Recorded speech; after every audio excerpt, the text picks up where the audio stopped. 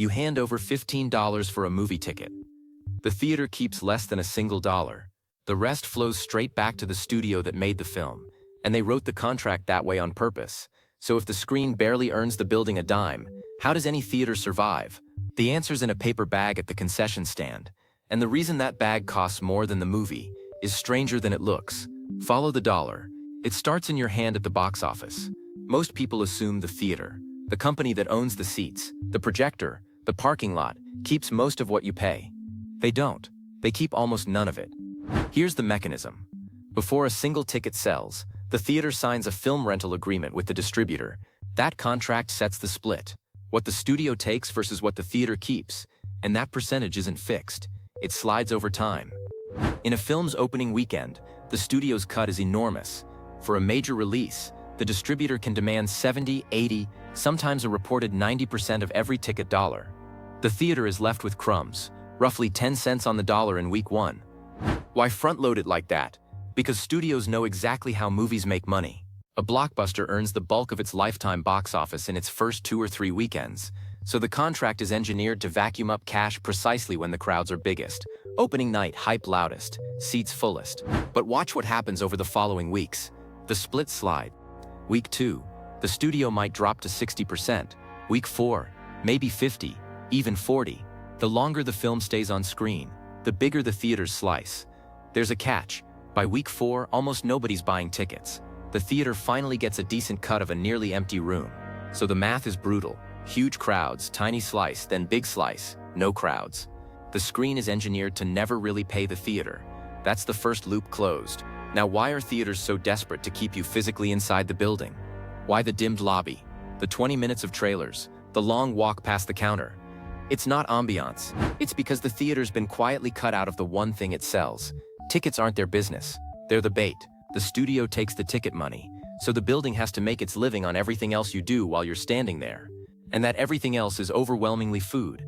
Now follow the second dollar, the one you spend at the snack counter. A large popcorn might run you $8, $9, $12.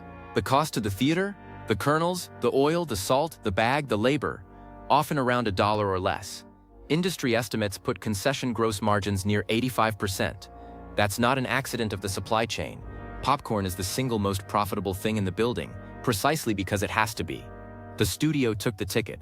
Concessions are the only stream the theater fully owns, so they price the food to carry the entire operation. The lease, the staff, the projectors, the air conditioning, all riding on a handful of corn costing just pennies, marked up to $9. This is the part most people get backwards. The movie isn't the product. The movie is the cost of acquiring a hungry captive audience and pointing them at a counter. A chain like AMC or Cinemark isn't really in the film business. It's a restaurant that happens to show movies to get you in the door, which explains the architecture. You don't walk straight to your seat. You're routed, box office, then corridor, then the concession stand, dead center between you and the auditorium, wide, bright, smelling deliberately of butter. That smell is often deliberately enhanced, not entirely incidental. The whole floor plan is a funnel, and the snack counter is the narrow part you cannot avoid. And the trailers? Those 20 minutes before showtime aren't just ads. They're a holding pattern. The longer the lights stay down and you're parked in your seat, the more time the theater has to sell you a refill, a hot dog, a frozen drink, and increasingly a beer. That's the second loop closed. But there's a final twist in who actually pays. When studios squeeze the box office that hard, theaters fight back the only way they can, by demanding exhibition deals that lock in a minimum number of weeks on screen, or refusing to book films that won't commit to a long enough run. That's why smaller films get pushed out fast. A theater can't afford to give a screen to a movie that won't keep butts in seats long enough for the split to swing back its way. And it's why theaters became obsessed with the things studios can't touch. Reserved recliners, in-seat dining, alcohol licenses, loyalty programs that bundle a ticket with a drink.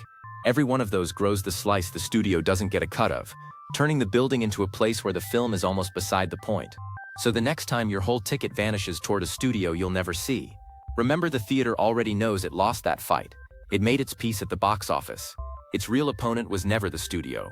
It's your willingness to walk past the popcorn, which raises the obvious next question. If theaters make their money on food and not film, and streaming just removed the building entirely, then where did all that concession profit go when everyone started watching at home? Follow that dollar and the whole economics of who pays for a movie starts to come apart.